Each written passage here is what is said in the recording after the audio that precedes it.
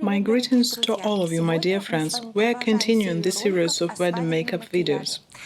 No doubt, wedding makeup remains highly demanded in the job of a makeup artist, as for many artists it has become their main occupation. Wedding makeup can differ greatly. It varies from gentle, natural nude colors to bright, deep ones. I do not want to create anything hackneyed and trivial today. On the contrary, I have chosen something quite interesting. We are going to learn how to implement color in wedding makeup, how to make it look gentle and at the same time expressive. As we always do, we are going to make the skin clean with the face toner before we start making it up. I'm doing it with the product of the Pharmaceris company. In case there is any makeup on the face, we first use micellar water and then we apply face toner to get rid of any oily, sticky layer.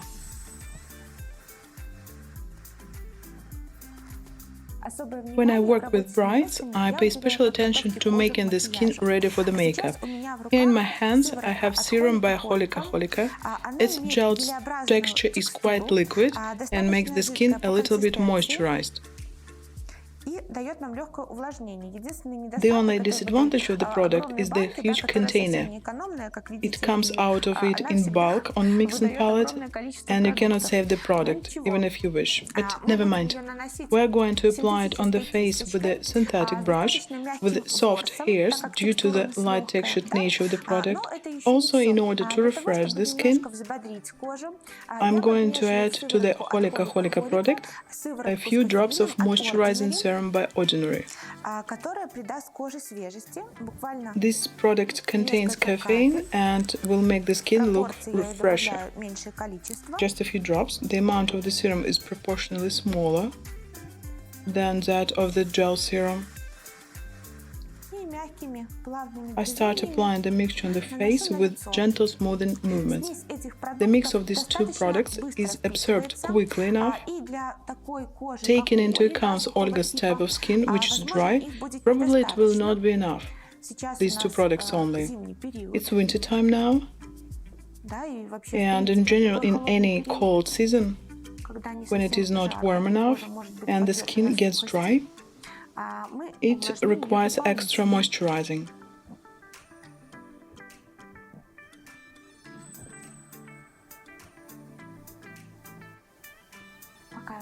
I'm spreading the product over the face and then on the peripheral face zones, which are usually quite dry. I will apply another product, which is actually my most favorite face beauty product, which I use while preparing the skin for makeup, and that is Reboost by Clarins. This beauty product is for young skin. It is a moisturizing product, and currently it is truly my most loved base. It is incredibly textured. It is a multi-purpose product suitable for any type of skin, but if you deal with dry skin, you can apply a little bit more of the product than you normally do, and vice versa in case of oily skin. This product is more consistent, it has gel texture, but it makes a quite thin layer on the skin. It looks very beautiful when the skin has natural glow, when it shimmers from inside, so the places which will be highlighted afterwards, most prominent parts, need to be extra moisturized. Vice versa, the places which are not going to be highlighted do not require any extra moistening. Here we have the Holica serum only. The Clarins product is not required. These places are the center of the face, the nasolabial area, the chin, and the area between brows. In order to make our makeup look more matte there, I'm not going to give these areas any extra moistening. Many makeup artists like to work with their hands so as to feel the texture of the product, but you can work with the brush as well. It depends.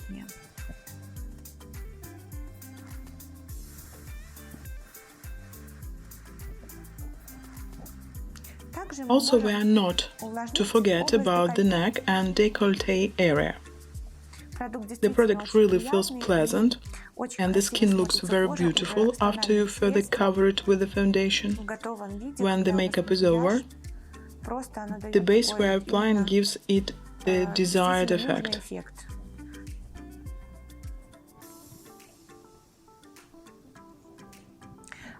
We do not give brides too much glow. Bear in mind that we should be very careful with glow, as extra glow might behave extremely unpredictably in bright sunlight or under lamplight. The extremely light highlighter on the cheekbone will reflect the white or any other light color of the dress. It will look like a pale spot on the face. For that reason, the highlighter should give a delicate, very natural look. The face sculpted should not look stagey or theatrical. I will apply a tiny bit of the moisturizing balm on the area right under the eyes. The balm is by Oriflame NovAge. This line of beauty product is quite good. I like it how it works on the face. It is essential to make the layer as thin as possible, as we are going to apply a few layers of products on the eyes afterwards. I'm doing the temple zone as well. Be careful not to create too many layers of the product. For the skin of the model, I have chosen two shades. The first one is a Shiseido Synchro Skin Glow. The color is natural too. This particular color is a bestseller. And second one is Dior Backstage. The color is 1CR. Shiseido is delicate and thin textured and gives the skin beautiful gentle shine. Dior is also thin textured but more long-lasting, and I usually add this shade to make the foundation last long. The proportion is 1 to 3. 3 is a more moisturizing Shiseido. I'm blending well. I do not think we need to add any extra for a better color. Sure, looks good. I usually check right here how well the foundation matches the skin. And we are pulling it. The texture is thin and elastic. It is applied perfectly. It doesn't accentuate any peeling on the face. The mix of two products make the layer a little thicker than if we took the Shiseido product only. But still, as we have moisturized the skin well previously, the foundation is applied very well. And it feels like a second skin. It is invisible, even if you look very close, the way I'm doing it. I always use a sponge with which I smooth the foundation.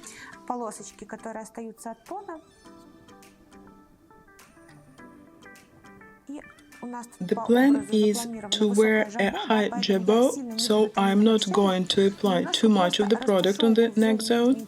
Just I'm blending it out on the jawline area to even the color. When I'm working with brides, I check this zone very carefully. I'm very cautious not to get an unpleasant surprise afterwards. It will be a disaster if any guest notices the difference in color between the face and the neck. So,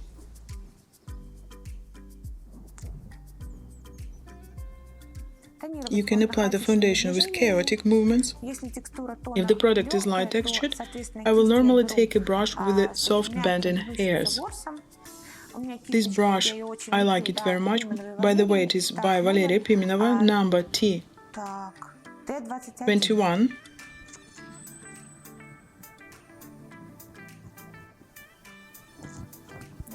Be careful not to forget the zone under the nose. It is a place where you can fail to notice areas of bare skin. Still, very often the skin has red spots here. As usual, I'm going to deal with red spots individually afterwards. We do our best to apply a thin coat, and then if the necessity occurs, we can cover red spots with concealer and thus avoid very thick layer. I'm applying it on the forehead.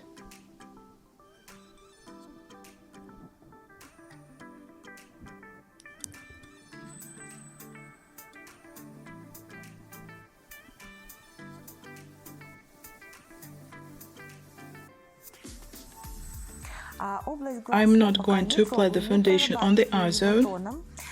If you saw my previous videos, you might have paid attention that to cover the eyelids and the area under eyes, I normally use more elastic products, which make a proper base for various decorative beauty products and help apply tinted products well. I mean, we need the base which will allow us to blend the edge of the applied tint to the state of mist. For that reason, we cannot apply here the products which will make the area below the eyebrows too dry. On the contrary, we need here oily, elastic and moisturizing foundation which will stick with the tint and produce smooth, soft edge. That is why for the eye area, I'm going to use foundation by Missha. This is going to be Missha number 21, which has the cold gray undertone and matches the light skin of our model well. I'm applying the product on the glasses area. This is a moisturizing product. I can even do it like this to demonstrate. Draw the line. I mean, we cover not the eyelid only, but get very close to the cheekbone, cover the temple zone, which is obligatory. We also need to make sure that both foundations merge with each other. The difference in texture also should not be seen, so I'm blending them a bit where they meet.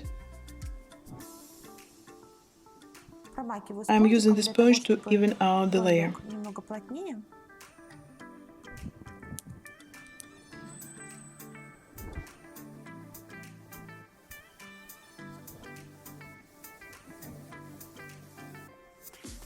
I'm also applying it on the area above the eyebrow.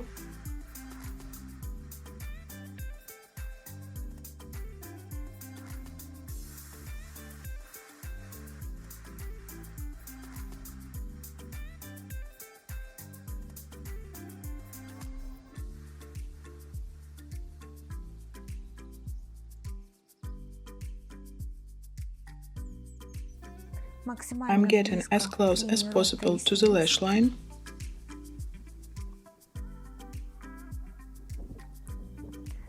I'm sponging it.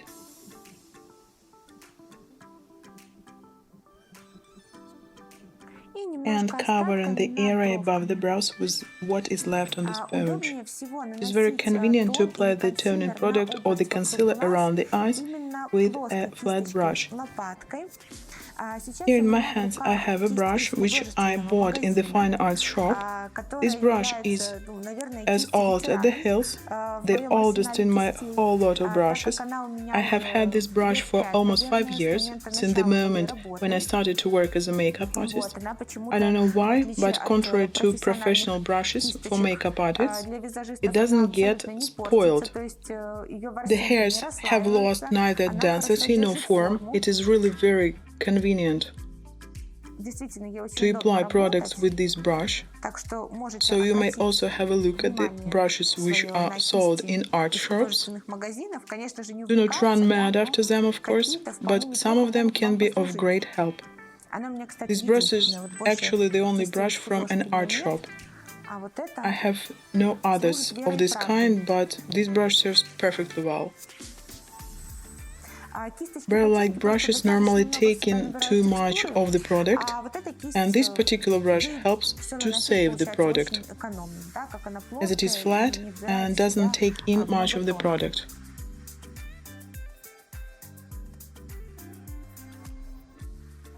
We will go on working with the skin after we have decorated the eyes.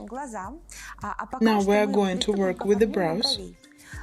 I'm going to use my favorite eyeshadow palette by Anastasia Beverly Hills, color dark brown. I'm going to use the lighter color from this palette only. I need a little synthetic brush by Valery Piminov. Its number is N4. I'm enhancing the natural shape of the brow. This brush is close to my heart. It has a very sharp edge. It makes it possible to cover all the hairs. It works good if you want to make either soft or sharp lines. This is a very good feature of any brow brush. I'm doing the job with little strokes to make the brow look well defined. I want a natural looking brow.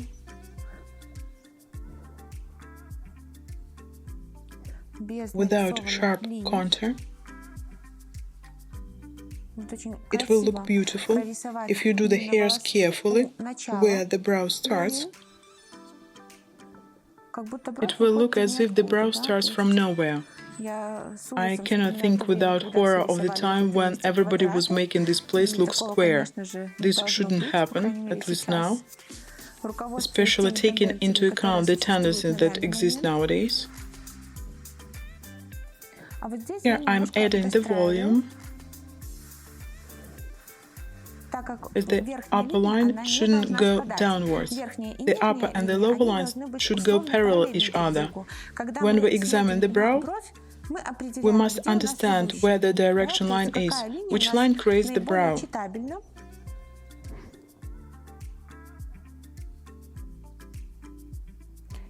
In Olga's case, the lower line is the main one, as hairs grow very close to one another here, and we need to build up the upper line. We're uplifting this part of the brow, making it longer as well, and of course in the majority of cases we want to prolong the brow, as when we do it, the brow gets longer and the eye seems bigger than it is. We are doing the center just a little bit. When I choose the shadow for the brows, I make sure that the shade of the shadow is lighter than the original color of the hairs. This way the brow will appear more natural looking.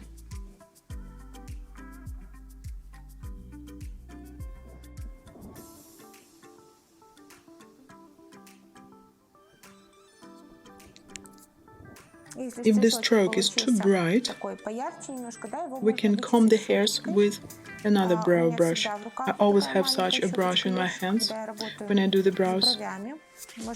We can smooth the color, and actually combing helps to even the color along the whole brow. So, it is essential to use this kind of brush.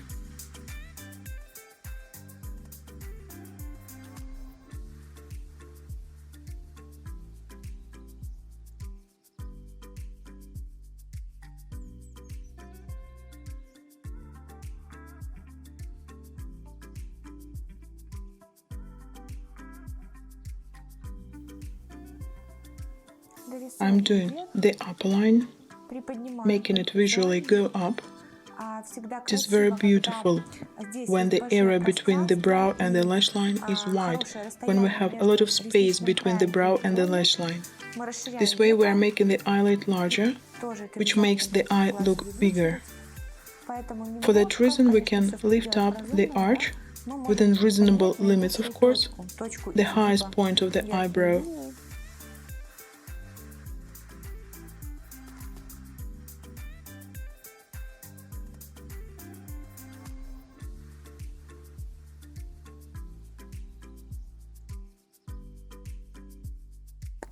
To fix the hairs properly, I'm going to use Pony Roma Brow Wax.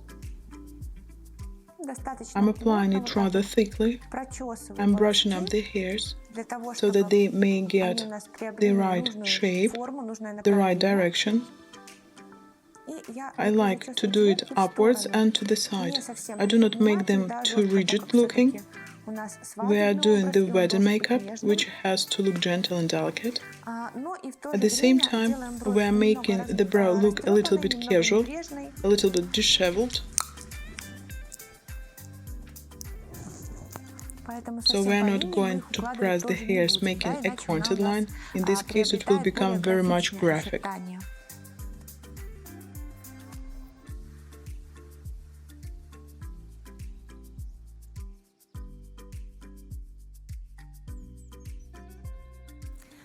If we start talking about using the color in wedding makeup, the colors could be just any you like. The main thing, they shouldn't be too bright, so we're going to deal with halftones. I have chosen tints for our makeup. The tint texture is the most long-lasting one, which is also very important in makeup. Here in my hands I have a tint by Lime Crime, a tint by Cailin and tint by LuxVisage, which I'm going to use to make the color lighter and more delicate looking. First thing, we are going to build up the shape. For that I'm taking number 68 by Cailin and a flat rail hair brush. The brush is by Vim Beauty, KO10.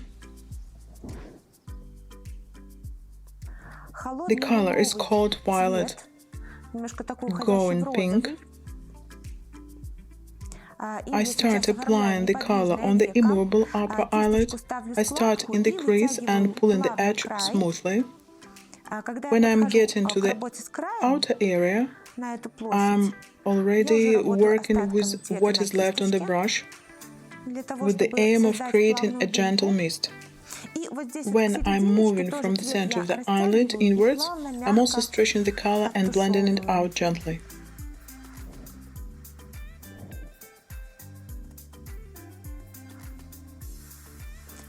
I'm adding more color in the outer corner, taking in a bit more with the brush if necessary. Now we need to do the center a little bit.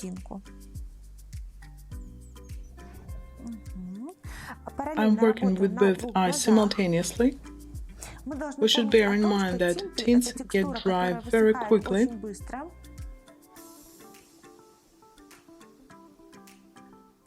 So I'm trying to blend it all out very quickly. I have to apply all the products on the eyelids within 2 minutes.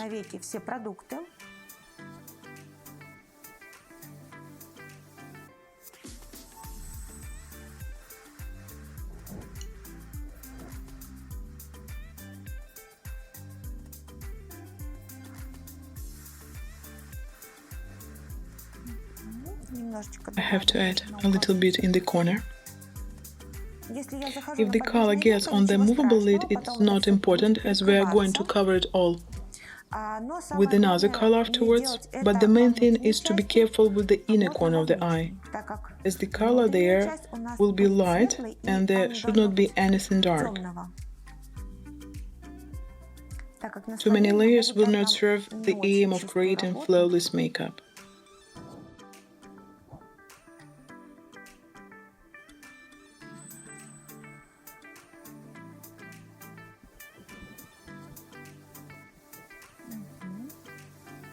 I've pulled the color.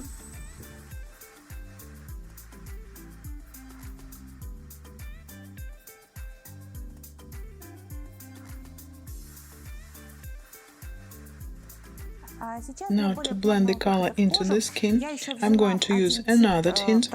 The color is Dust Pink by Velvet, Relouis. I'm applying it on the very outer edge. I'm using a big synthetic brush. At the area below the brow is white.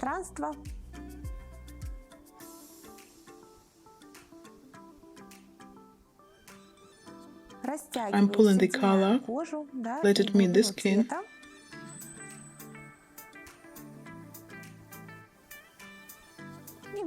You need to pull the color towards the temple. In order to create a flawless gradient, we can use transition colors from dark to light. We can also mix colors in accordance with their temperature and texture. In order to blend the color into the skin smoothly, we can use transition colors from dark to light. We also do so if we lack color plasticity, which is in my case right now, to pull the color and make it meet the skin gently. So we have applied the tints on the immovable eyelid, which is gray-violet now. The movable lid will be light pink. To do that, I'm taking the Tint by Vibe Lime Crime, mixing it up with the LuxVisage number 7. I will demonstrate in a minute how I do it. You can use a flat brush, but I have already picked up a barrel-like. I'm mixing up the tinted products. The color we get looks very beautiful. It is soft pink. I start from the center and smoothly pulling the color across the whole eyelid. I think I will take a clean barrel-like brush as well to take away any extra product. The most intensive color is in the center, and I'm pulling it towards the edges, close to the crease.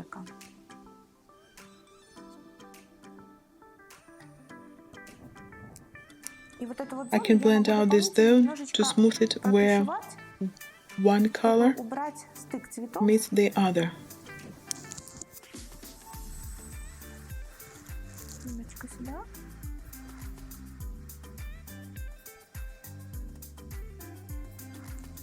The color is very beautiful. In general, you should bear in mind that you can always mix colors and textures. I have a strong desire to make the color of the outer corner deeper. You should keep in mind that we can make the eye look bigger only with the help of the dark color. For that reason, we are going to coat the outer corner of the eye with the dark color. Now I'm going to use a tint by Lime Crime. The color is called Raven. I'm applying it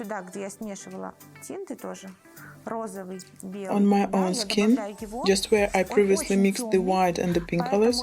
Raven is very dark, so I'm going to make it look a little lighter. It has matte texture, but I'm going to add some pearl product. If the amount of the pearl product is small, it won't change the final texture. I'm taking the mixture with a brush. The mixture should cover the whole stem of the brush, not the nib only. This way the tint product will set on the skin well.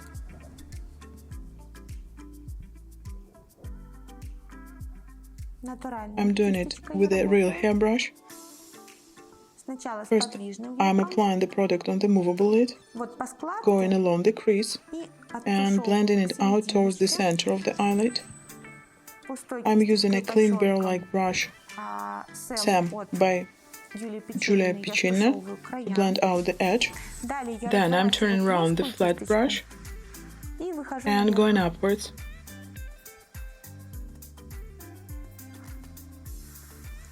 The lower line looks as if we are prolonging lash line.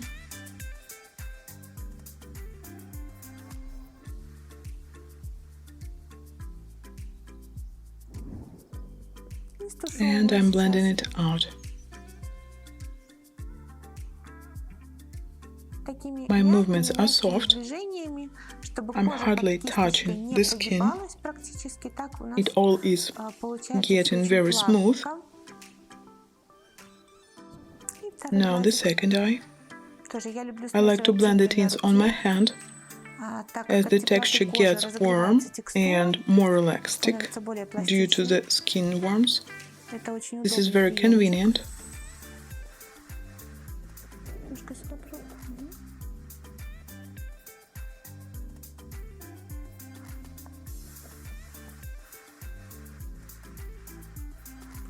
I have pulled it to the center. I'm pulling the color close to the crease. Of course, we're not going to let the dark color go very high. Our task is to let the colors meet.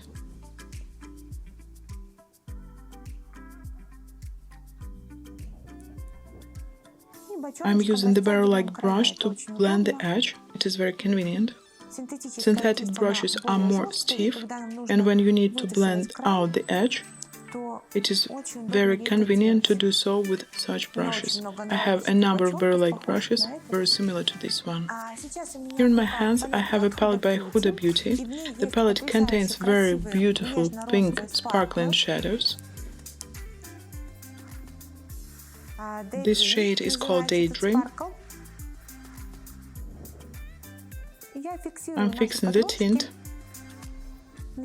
I'm starting with the central part of the eyelid. When we work with sparkling, glittering products, the application technique is of great importance. If you want the glow to look even and beautiful, if you want it to set without blank gaps, if you do not want the tinted base to be erased, you've got to apply such product with a flat brush and do it dabs. I touch the skin with the brush and quickly take it off. We're applying the sparkle on the middle part. The soft pink color is just fabulous. It will make a perfect wedding look. We will subdue extra intensity with dry products afterwards.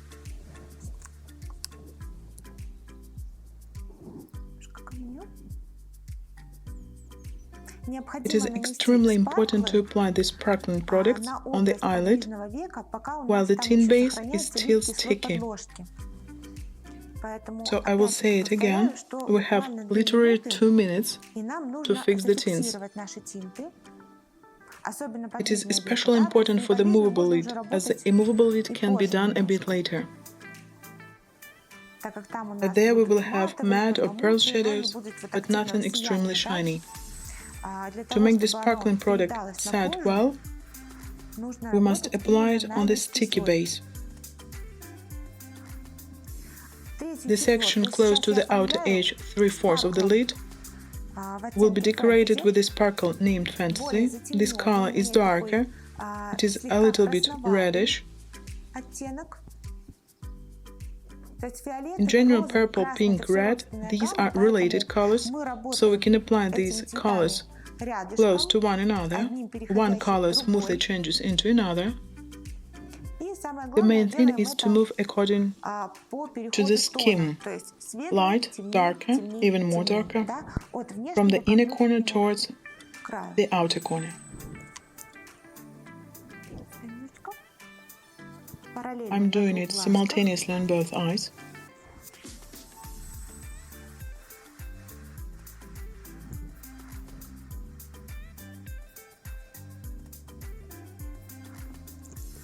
I'm dabbing the color in.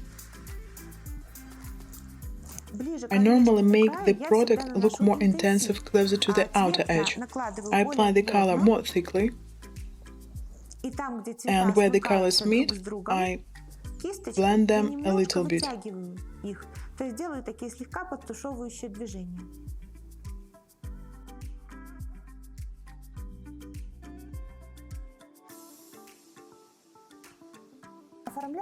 For the inner corner of the movable lid, we are going to use very beautiful soft peachy pigment by LuxVisage number 402, and here I want you to pay special attention to how to take the pigment with a brush, as it is important if you want to make a flawless job. I always put a little bit of pigment into the top cover, and only then I let the stem of the brush take in the pigment.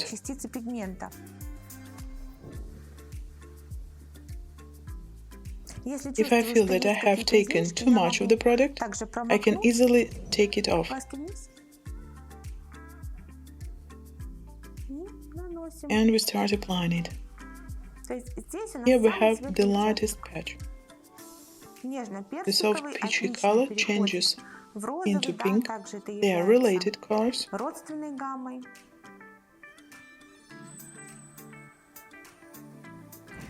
Actually, when we are doing a wedding makeup, it is better to use a palette of related colors, not the complementing colors.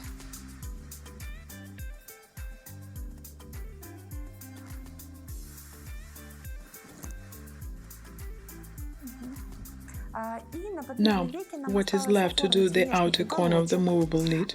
The color is called Tease. It comes from the same palette by HudaBeauty. The color is very beautiful. It looks a bit dusty.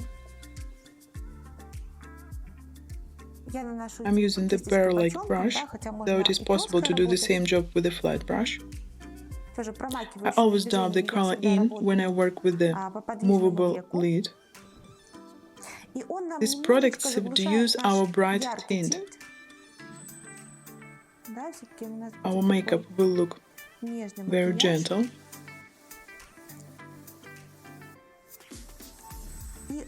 We are blending the color out a little bit along the crease. We do not want to have any defined contours in this zone. The color is very intensive at the lash line. We start applying the shadow in the outer corner from here. Here comes the most intensive color. I'm applying the product. Here we are working with what is left on the brush, and here I'm blending it out to make it smooth. We are doing the same with the second eye.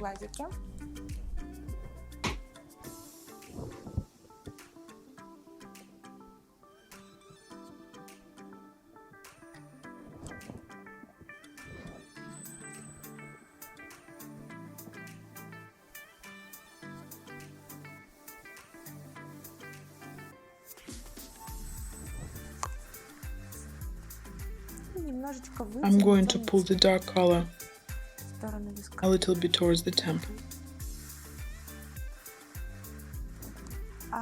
I'm going to do the area below the eyebrow with the color called Bar.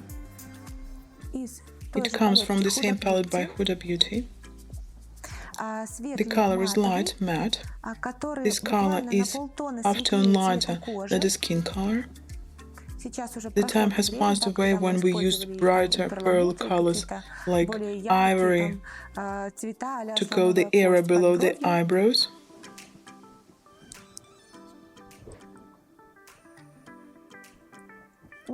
I'm doing it gently. This place is not to be highlighted with makeup. The emphasis is on the movable lid. It is obligatory to let the zone get dry. What do we need this for? When we start blending out the immovable lid zone, the shadow must take this direction. It goes into the dry zone. In this case, the blend will be soft and the color will smoothly go into the skin. If the color product touches the sticky layer, we can eventually get a strange spot. So we are not only making the zone under the eyebrow look light, we're implementing a useful technique. In the crease zone, in the central part of the immovable lid, I normally apply some bronzer or any pearl beauty product to make blending easy. We do not do this for any decorative purpose, but it is required technically.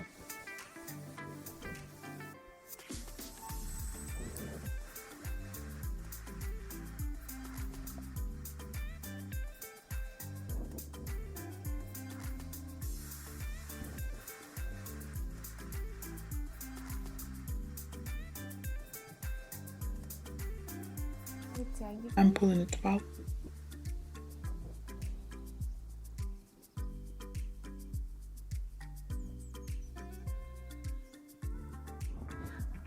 Now we are going to apply some bronzer. I mentioned it previously. I'm going to use the bronzer from the palette by Charlotte Tilbury. Up to now, I can say that this product is my favorite one. This is limited collection palette. If you happen to find it somewhere, buy it without hesitation. I just love it. We're applying the bronzer on the central part of the immovable lid. I'm using a fluffy brush. I'm applying the product gently.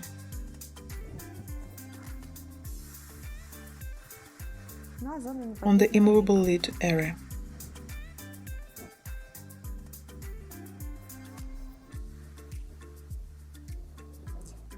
Let's turn to color.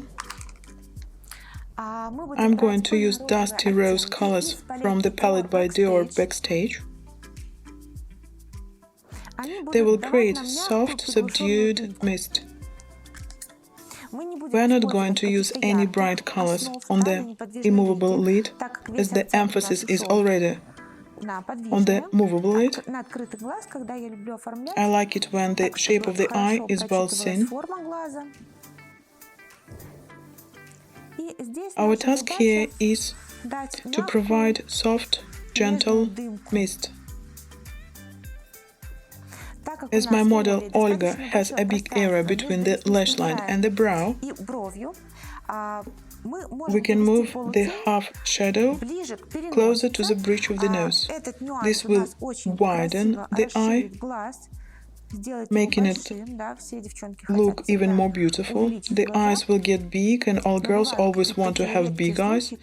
There occur rare occasions when we'd better not do it, but normally everybody wants their eyes look bigger than they naturally are. I'm applying the color. The most intensive color is closer to the crease. As always, I use what is left on the brush to blend the color towards the temple. I will take a little bit of the darkest color of the palette. I will even mix it up with the one I was just using. I want to get a middle tone. You see, the palette does not contain any transition color between these two ones. That is why I will create such a color by myself and add a little bit of this transition color on the crease to create a perfect gradient structure. You need the whole palette. I'm pulling the color towards the temple. Now, in order to make the edge even softer, I'm turning to bronzer. In this part of the immovable lid, I like to use either matte or satin colors, while the very edge can be coated with a pearl product to create soft, velvety mist. I'm taking the bronzer with the brush and applying it very gently on the very place where it meets the light color, which we previously applied below the brow. It looks very delicate.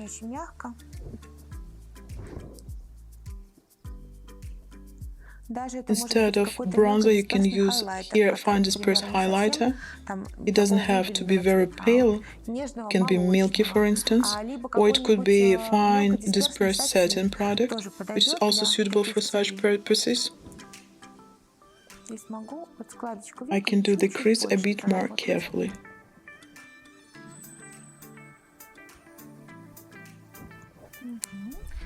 We are doing the same thing on the other eye.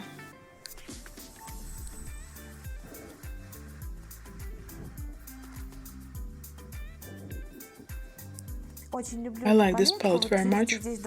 You see, there are two colors here which are ideal for the area where the color on the eye meets the skin.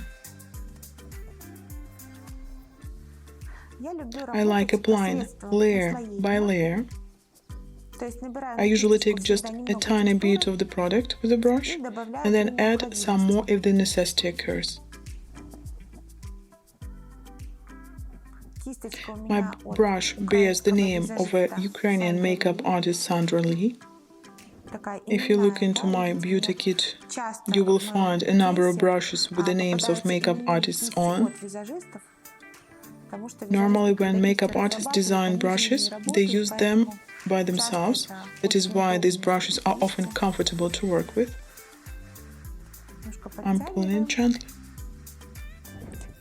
I'm blending these two colors and applying them on the crease.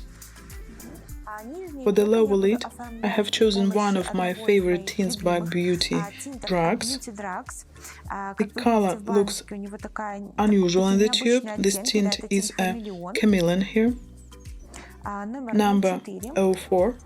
The product will become delicate violet in the end. I'm starting with the apple of the lower lid. I always do this job with a barrel-like brush. I'm applying the product.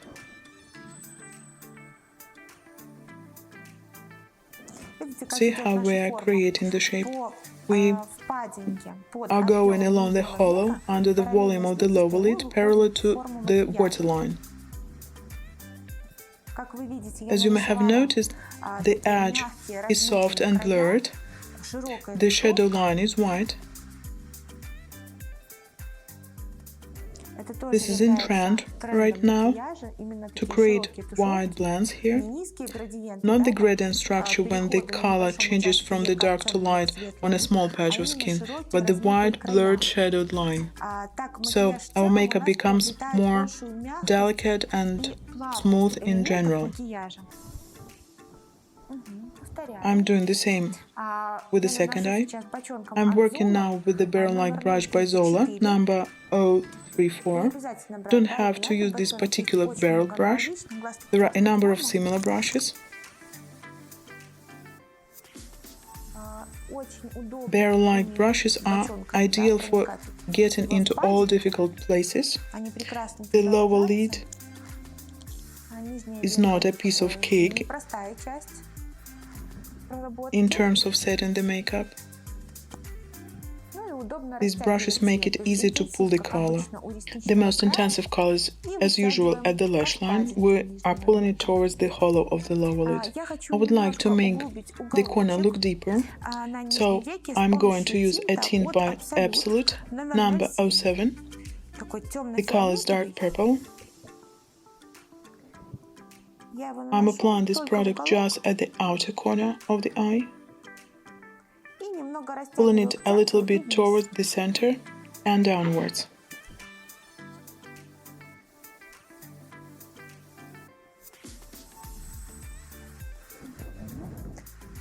One of my favorite palettes is by Kat Von D. Actually, I'm fond of these eyeshadows, as it sets on skin well. The colors are deep. The color I'm going to use is light cold violet.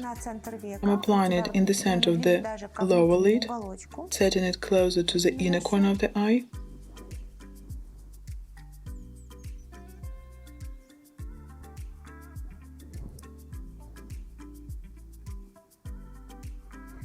Now once again we are turning to the palette by Dior Backstage. I'm going to mix two colors.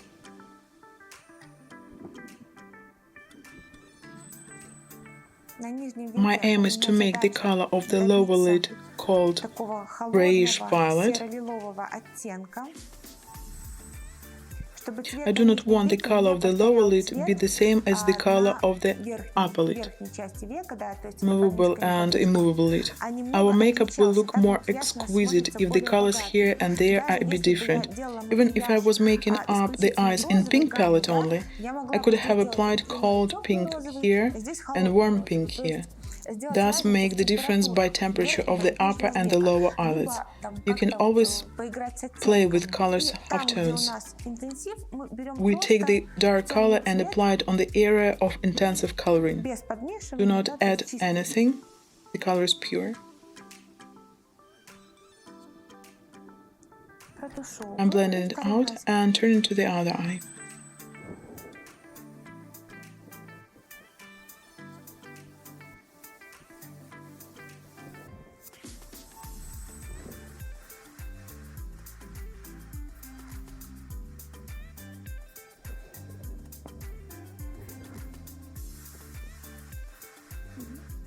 When we've done the basic coloring of the lower lid, we are taking the concealer, that will be Tarte Light Sand.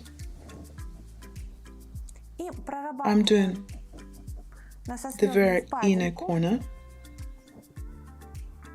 We are going up close to the blending, and even if we have applied too much of the color previously, the concealer can erase the imperfections.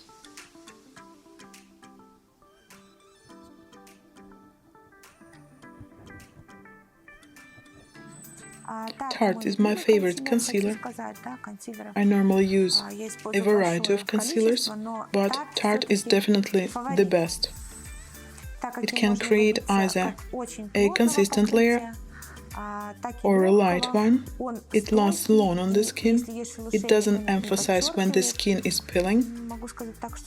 This product is for sure a multi-purpose one. Meanwhile, I'm going to put extra light on this triangle. Here we will apply the highlighter, the central part of the face. We're already sculpting the face. We are playing with the light and the dark skin colors, so that we might create beautiful looks. I'm hiding what needs to be hid in below the nose though. We have a few red spots here. I can use a sponge here to do it quicker.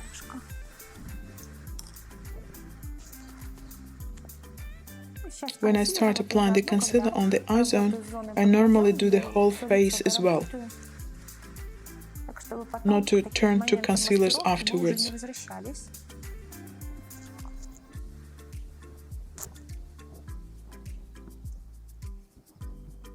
I think I might apply it more thickly. We're hiding all these.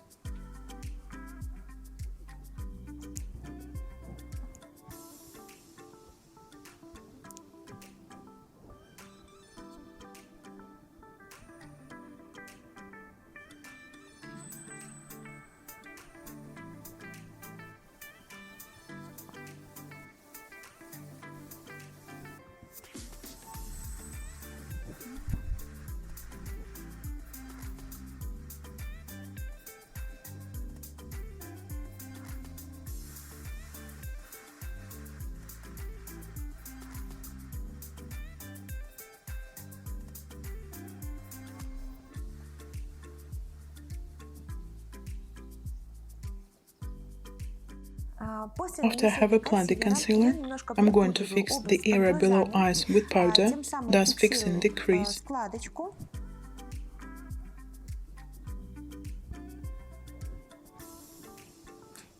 Now I'm going to apply a few transition colors in order to even out and smooth the lower eyelid zone. I'm doing it with a soft barrel-like brush. I can take this dusty pink pearl color from the palette by Dior Backstage. I'm moving gently along the edge of the blending. Even if the blending of the lower lid is white, we gently blend the color into the skin, and it doesn't look rough.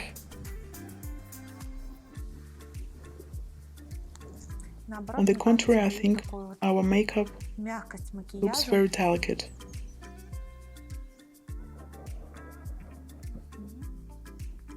This is enough.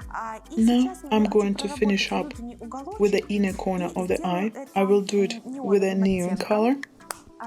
Previously, before applying the eyeshadow, I need to apply the primer for glitters by NYX. This glitter primer will keep the shadow in place, making it look bright and deep.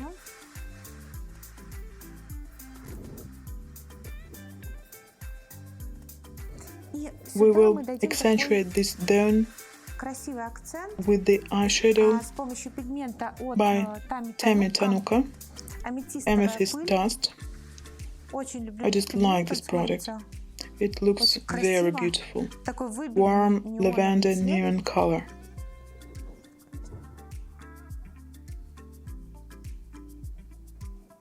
I'm applying the color as close to the waterline as possible. I'm directing the flat brush towards the temple, making its stem lie across the skin. Thus you can do the job well. I'm taking very little of the shadow with the brush and applying it layer by layer. Make sure not to take too much of the product. The color meets the shaded lower lid line.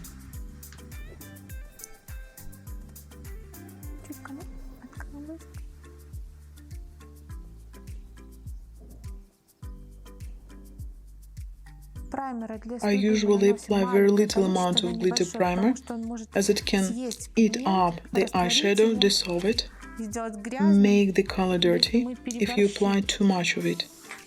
So there is a color accent, half tones only, very delicate. I'm pulling the color gently. We will work with the waterline in a different way, not the way it is normally done. I'm going to use a very beautiful violet gel eyeliner by NYX. I'm using a flat brush.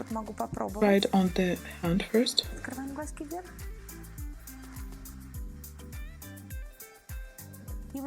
This violet will freshen up the looks.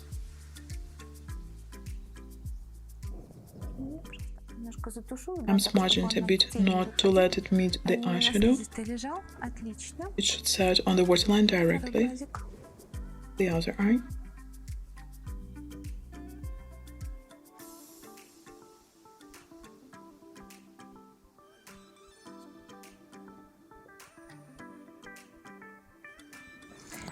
I want to make you understand that if we do the lower lid waterline in light colors, ivory for instance, or whatever light blue, light violet, in this case we don't apply the color in between the eyelashes, as the dark color of the upper lid waterline will definitely damage it. So I'm leaving the upper lid waterline as it is. I will apply no color there. We will make the lashes thick and this will do the trick. For the lashes I'm going to use Oriflame the One mascara. I'm applying a thin layer, as we are going to glue bunches of false lashes afterwards. It is a must for the bride. Even if the bride already has false individual eyelashes, I still add a few bunches of false lashes, as the individual false eyelashes have one tiny drawback. Their roots are of light color. I mean, the main body of the eyelash is dark, but if we look closer, we can see the natural eyelash, which is of a lighter color. I do not cover false eyelash with mascara, as it is not good for them. They stick to one another and it is difficult to rinse off the mascara afterwards. If you want to hide the light color of the roots of the false lashes, you need to apply a few bunches of false eyelashes. When I'm applying mascara, I'm turning the brushes in the opposite directions. The lower brush is with mascara and the upper one is clean. This way we can cover eyelashes very evenly. It prevents them from sticking together. You can brush the lashes a bit with the mascara brush. I'm going to use a variety of false lashes. They differ in length and brands, as when we mix the false lashes in accordance with their shape, we get the very expressive look. The effect is great. The lashes under the name of Chidi, I ordered them via AliExpress. The glue is by Atelier. These lashes are of very beautiful curly shape, and when I want to make the eye go visually up, I always use these bunches of eyelashes. Their base is flat, so even if you do not want to draw the eyeline, set the false eyelashes densely and it will look as if you have already done the eyeline. Glue the lashes close to one another, one next to the other.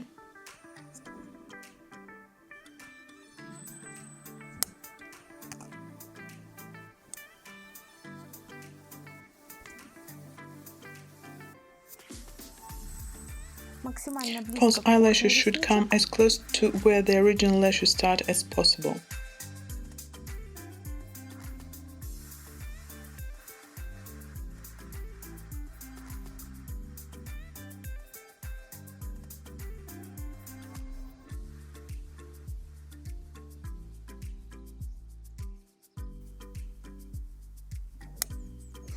The basic length is 12 mm.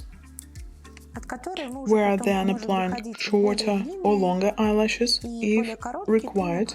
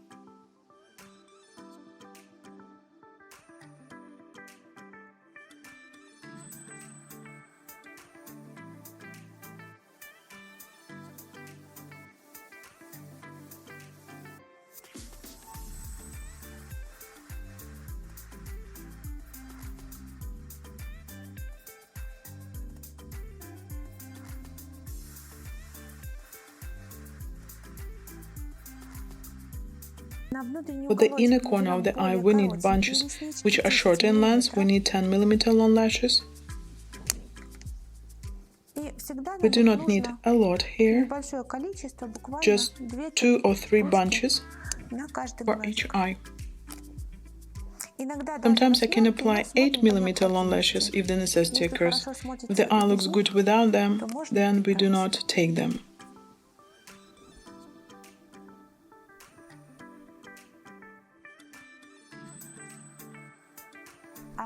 Now I want to make the outer corner of the eye look thicker, so I'm going to use a different type of false eyelashes, which are thicker. I'm applying them, making the second layer.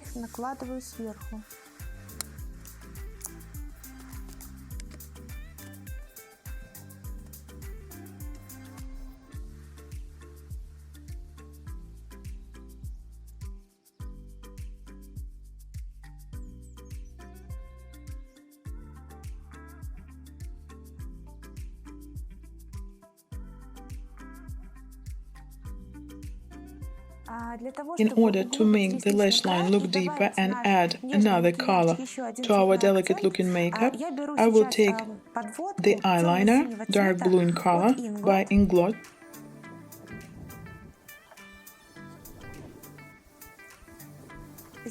Do not be frightened by the color. It won't spoil the picture. And I'm drawing a very thin line.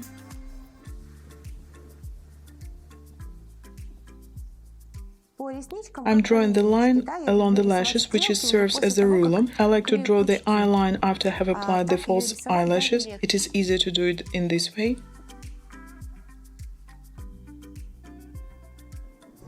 The line does not go further than the lash line.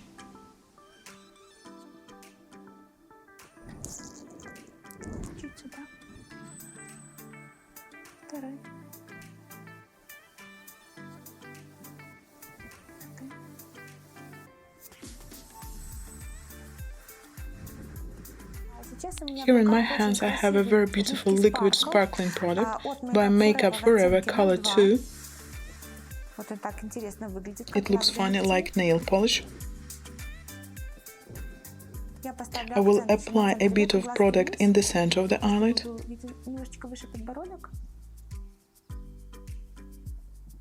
I'm doing it with a soft brush. I'm applying a very thin layer of the product on the pupil zone. I'm blending it out. You can set the creamy textured product over the sparkling product. It can be done this way. It aims to decorate the already ready-to-go makeup. I just highlighted it all a bit. We can take off the unnecessary product.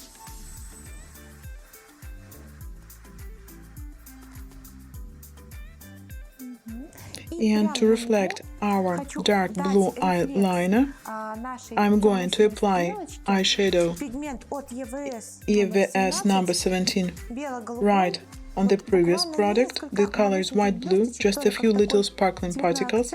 I'm applying the product right over the previous one, but make it a bit closer to the eyeline. So the color here is pinkish. And here it looks as if the eyeline has reflected its color. Looks perfect.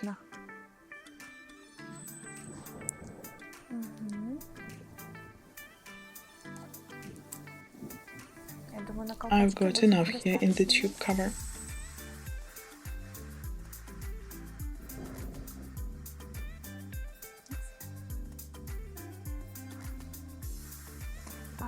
And now we begin to contour the face.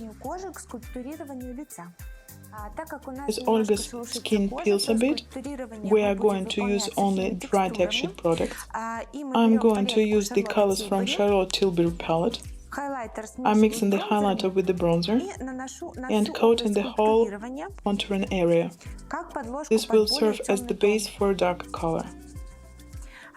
This gives us a slightly noticeable glow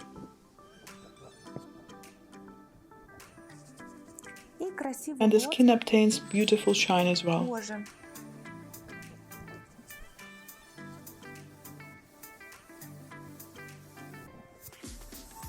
The forehead, the size of it.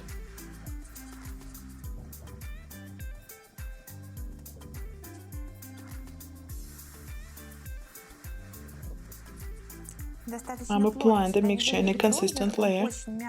Do not save bronzer, it is soft textured, so we will never get too much of it. And now I'm applying the darker color over the previous one. Contouring should not be thin. It should look like a soft shade across natural lines. This way the face will look perfect in the wet makeup.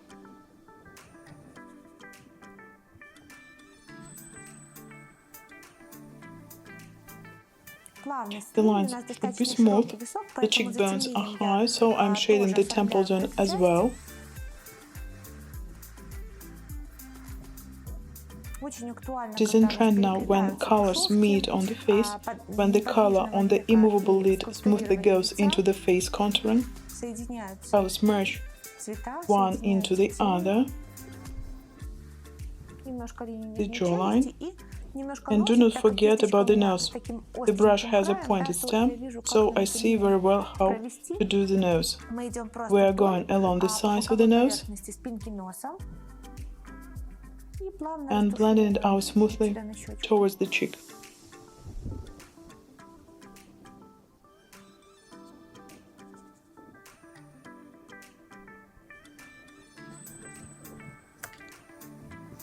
I'm not going to do the neck, as the dress suggests a jabot. Of course, I'm not going to tone the skin when it gets covered with clothes. I don't want to spoil the dress. I can mix the products as well. If I want the contouring product to get more light textured, if I have trouble with applying the sculptor on the skin, I can mix the sculpting product with the bronzer and apply them all together.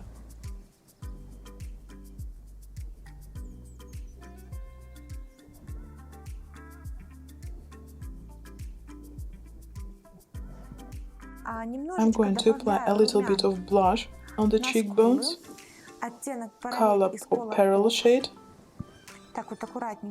I'm pressing the product into the skin with my fingers. The texture of the product is smooth, the color of the blush complements the eyes. The blush reflects light a bit, which is also good. It gives a very soft, delicate glow. I'm pressing the Cailin here and pulling it towards the temple. I'm applying a little blush on the forehead. Here we have half as much of the product as on the cheekbones.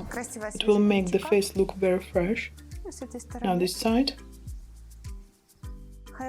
Now I'm going to use highlighter by Colourful shade Monster.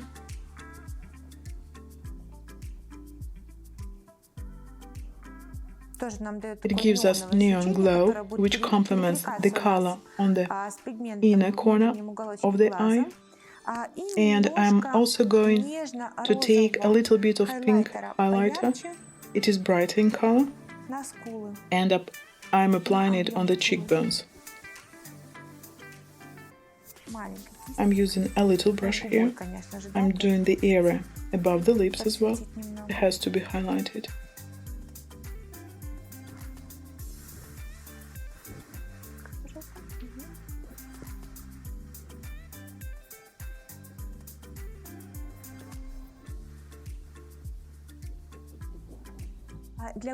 For lips, we are going to use a Tint by Lime Crime. The color is called Cashmere. It is a very pleasant cold color. I give preference to cold colors when I do the lips. And we can also make the center lighter. We shall see. I'm using a brush by Valery Piminov, number 9. This brush is convenient to use. It is flat and quite wide. It is a synthetic brush. I'm applying a thin layer of the product. When we work with long-lasting matte lipsticks, then the amount of the product we apply on the lips is very important. For if you have applied too much of it, it can start caking or looking harsh after some time. So we're trying to make the coat as thin as possible. I'm doing the corners. The brush should be thin enough to penetrate into the corners of the lips.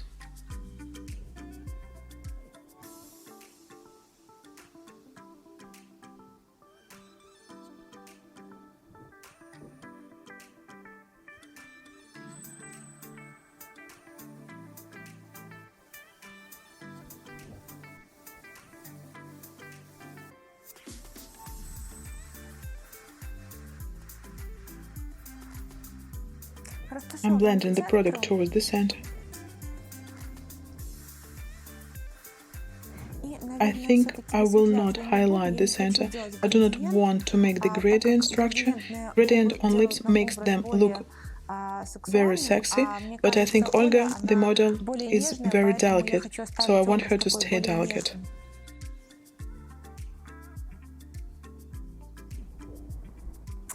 What we will do, we will add a moisturizing product, lip gloss for instance. My choice is matte lip gloss, as the eyes are the active element and lips shouldn't be accentuated. I will apply some lip gloss by Oriflame Jordani Gold, clear pink color. Actually, you can see nothing pinkish. The product moisturizes the lips and makes them look fresh.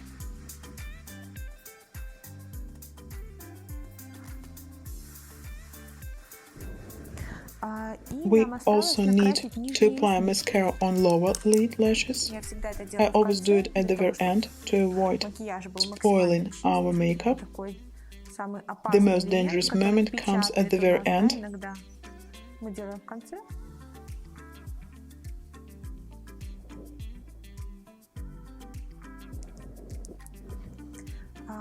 If you want the lashes look fuller, you can apply several layers of mascara.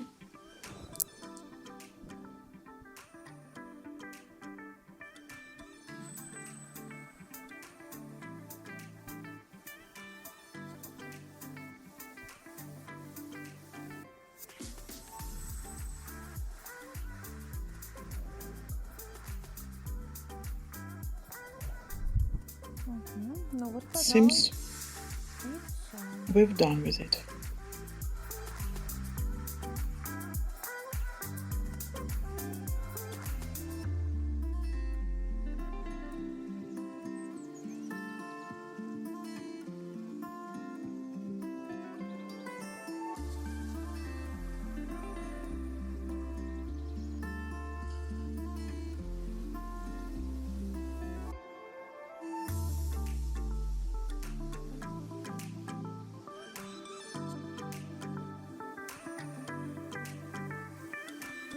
So, we're over with this look. I hope you've enjoyed it.